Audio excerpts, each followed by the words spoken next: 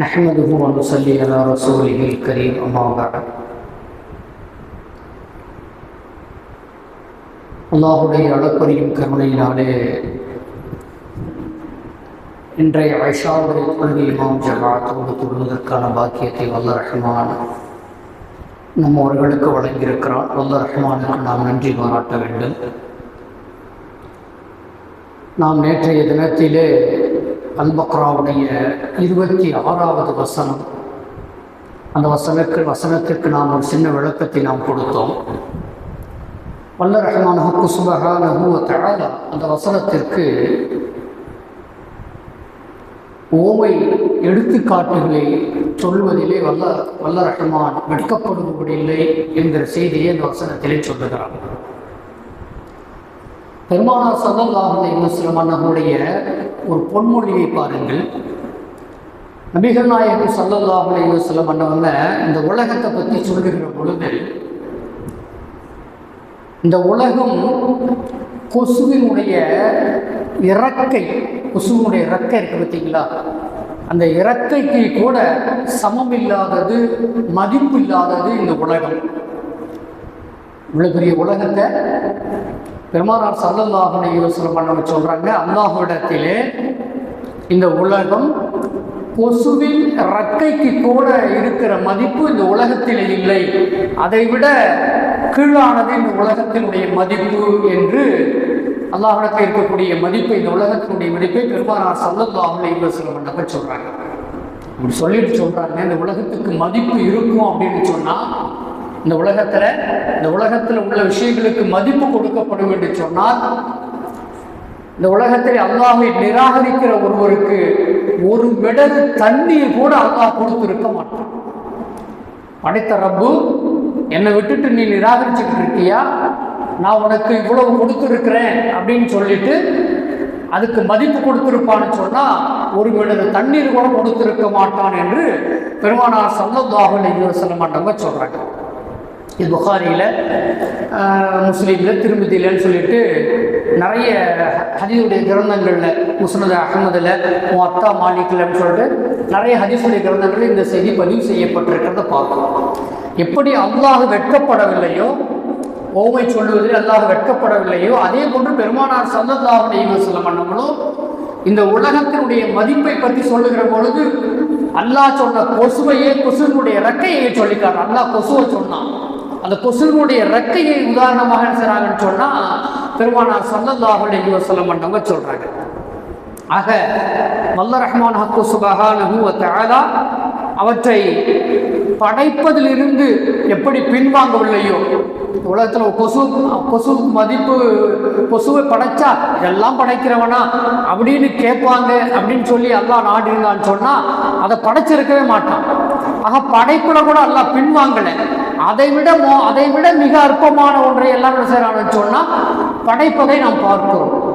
உதாரணமாக சொல்கிறோம்னு சொன்னால், நம்ம தலையில் சமயங்களில் குறிப்பாக பெண்களுக்கு, ஆண்களுக்கும் இருக்கும் பெண்களுக்கும் இருக்கும், இந்த பேன் இருக்குது பார்த்தீங்களா, எவ்வளோ சின்னது, கொசுவை விட சிறியது, அதை கூட அல்லாஹ் படைக்கின்றான். அதை விட சிறிய படைப்புகளை கூட அல்லாஹ் என்ன செய்யறான்னு சொன்னால் படைக்கின்றான். ஆக வெட்கப்படாதவன், படைப்பதில் பெருச பிரம்மாண்டமாக தான் இருக்கணும் அப்படிங்கிறலாம் இல்லை, எதையும் படைக்க ஆற்றல் உடையவன் என்பதை காட்டுவதற்காக வேண்டிய அல்லாஹ் சின்னஞ்சிறிய விஷயத்திலாம் என்ன செய்யறான்னு சொன்னா படைக்கின்றான். எப்படி அதுல பின்வாங்கவில்லையோ அந்த அடிப்படையிலேயே அல்லாஹ் சுப்ஹானஹு வ தஆலா அதை ஓமையாக சொல்லுகிற விஷயத்திலையும் அல்லாஹ் என்ன செய்யறதுன்னு சொன்னா பின்வாங்கிறது இல்லை அப்படிங்கிறத நம்ம பார்த்தோம். நம்ம நேற்றைய தினத்தில் சொன்னோம், அல்லாஹ் ஒரு சாராருக்கு ஈயை ஓமையாக சொன்னான் அப்படின்னு சொல்லி நம்ம பார்த்தோம். ஈயை ஓமையாக எடுத்துக்காட்டாக சொன்னான். 22வது அத்தியாயத்தில் 73வது வசனம் அல்லாஹ் அந்த செய்தியை சொல்றது. அதில் என்ன சொல்றான்னு சொன்னா, ஒரு ஓமை, ஒரு எடுத்துக்காட்டு, மக்களே ஒரு எடுத்துக்காட்டு ஒன்று, அதை நன்கு செவியுறுங்கள். நீங்க கேளுங்க, வசனத்தை நான் சொல்லலை, அதனுடைய பொருளை மட்டும் சொல்றேன். நன்கு நீங்கள் செவியுறுங்கள். அந்த வசனத்தை அல்லாஹ் இப்படி சொல்றான், நல்ல நீங்க நான் சொல்ல போற ஓமையை என்ன செய்யுங்கன்னு சொன்னா காது கொடுத்து கேளுங்கள். அல்லாஹ்வை விடுத்து யாரையாவது நீங்கள் தெய்வங்களாக அழைக்கிறீர்கள் என்று சொன்னால் அந்த தெய்வங்கள் அவர்கள் அனைவரும் ஒன்று திரண்டாலும் கூட, உலகத்தில் எத்தனை தெய்வங்களை நீங்க அழைச்சாலும் சரி, உலகத்தில் இன்னைக்கு ஒவ்வொருத்தரும் ஒவ்வொரு விதமான சித்தாந்தங்களுடைய அடிப்படையில் பல தெய்வங்களை வணங்குறத நம்ம பார்க்கிறோம். சூரியனை வணங்குறத பார்க்கிறோம். சில பேர் பருந்து மேலே பறந்துகிட்டு இருக்கும், அதை வணங்குறாங்க. நெருப்பை வணங்குகிறார்கள். இந்த குரங்கு இருக்கு பார்த்தீங்களா, அது இறந்து போச்சுன்னு சொன்னா அதுக்கு ஒரு பேரை வச்சு அதை வணங்கக்கூடிய மக்கள். இப்படி உலகத்தில் நிறைய படைப்புகளை வணங்கக்கூடிய மக்கள் இருக்கிறாங்க. அந்த மக்களை பார்த்து சொல்லுகின்றான், எந்த தெய்வங்களை எல்லாம் நீங்கள் அழைத்து கொண்டிருக்கிறீர்களோ, உங்களுக்கு உதவி செய்ய சொல்லி நீங்கள் அழைத்து கொண்டிருக்கிறீர்களோ, வணங்கி கொண்டிருக்கிறீர்களோ, அவர்கள் அனைவரும் ஒன்று திரண்டாலும், உங்கள் எல்லாம் ஒன்று திரண்டாலும் ஒரு ஈயை கூட அவங்களால ஒருபோதும் படைக்க முடியாது. அந்த தெய்வங்கள்லாம் ஒன்னா சேர்ந்து ஒரு ஈயை படைக்க முடியுமா அப்படின்னு சொன்னா அந்த ஈயை கூட படைக்க முடியாது. அவ்வளவு ஏன் இந்த வார்த்தையை எல்லாம் பயன்படுத்துறான். அவ்வளவு ஏன் அந்த ஈ உங்களிடத்திலிருந்து ஒன்றை பறித்து கொண்டு செல்லும் என்று சொன்னால் அதை கூட உங்களாலும் தடுக்க முடியாது.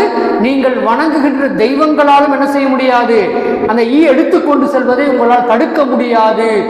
அப்படிப்பட்டதுதான் இந்த உலகத்தினுடைய நிலையாக இருக்கிறது, நீங்கள் வணங்குகின்ற தெய்வங்களுடைய நிலையாக இருக்கிறது என்று சொல்லி வல்ல ரஹ்மான் ஹக்கு சுப்ஹானஹு வ தஆலா அல்லாஹ்வை விடுத்து வணங்கக்கூடியவர்களுக்கு ஈயை உதாரணமாக இந்த இடத்தில் சொல்லித் தருவதை நாம் பார்க்கிறோம்.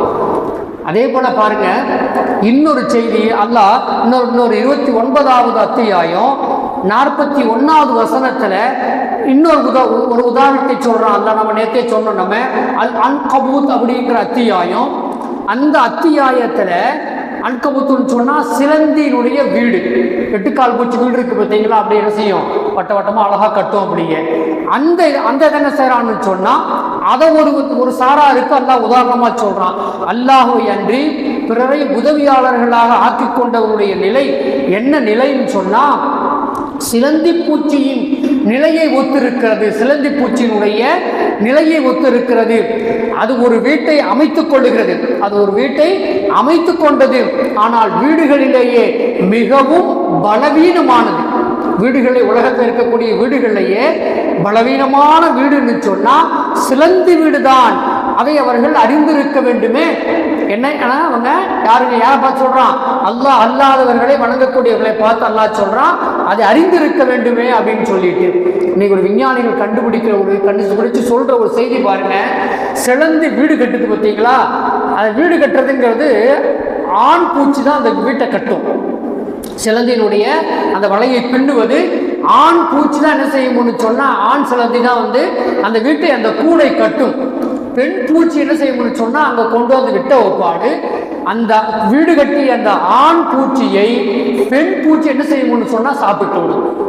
இதுக்கு மேல ஒன்றை விட்டா எனக்கு ஆபத்து அப்படின்னு சொல்லிட்டு அந்த ஆண் பூச்சியை அந்த பெண் பூச்சி அந்த வீட்டை கொண்டாந்து உள்ள விட்டுரும். வீட்டை கட்டி கொண்டு வந்து அந்த பெண் பூச்சியை வீட்டுக்குள்ள விட்ட உடனே அந்த கூட்டில் விட்ட உடனே அந்த ஆண் பூச்சியை என்ன செய்யணும்னு சொன்னா பிடித்து சாப்பிட்டு விடும். இது மாதிரியான நிலைதான் அல்லாஹ்வை அன்றி பிறரை வணங்கி கொண்டிருப்பவர்கள், அல்லாஹ்வை அன்றி உதவியாளராக அழைப்பவர்களின் நிலை இருக்கிறது என்று சொல்லி வல்ல ரஹ்மான் ஹக்கு சுப்ஹானஹு வ தஆலா இப்படி ஊமைகளை சொல்லி காட்டுவதை பார்க்கிறோம். இதுல எனக்கு ஒன்றும் வெக்கம் இல்லைன்னு சொல்லி என்ன செய்றான் அல்லாஹ் ஹக்கு சுப்ஹானஹு வ தஆலா, இன்னல்லாஹ லா யஸ்தஹி அன் யضرب مثلا ما بعوضة فما فوقها.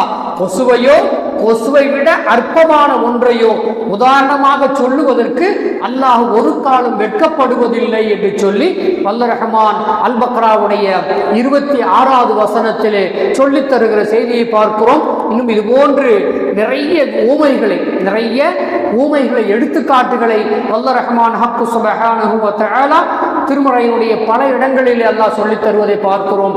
படிப்பினை பெறுவோம், அல்லாஹ்வை மட்டுமே வணங்குவோம், அல்லாஹ்வுக்கு மட்டுமே நம்முடைய சஜிதாக்களை செய்வோம். வல்ல ரஹ்மான் ஹக்கு சுப்ஹானஹு வ தஆலா நம்மவர்களுக்கு நல்ல பாக்கியங்களையே தந்த அருள் புரிவானாக. வாஹிரு தஅவானா அல்ஹம்துலில்லாஹி ரப்பில் ஆலமீன். அஸ்ஸலாமு அலைக்கும் வ ரஹ்மத்துல்லாஹி வ பரகாத்துஹு.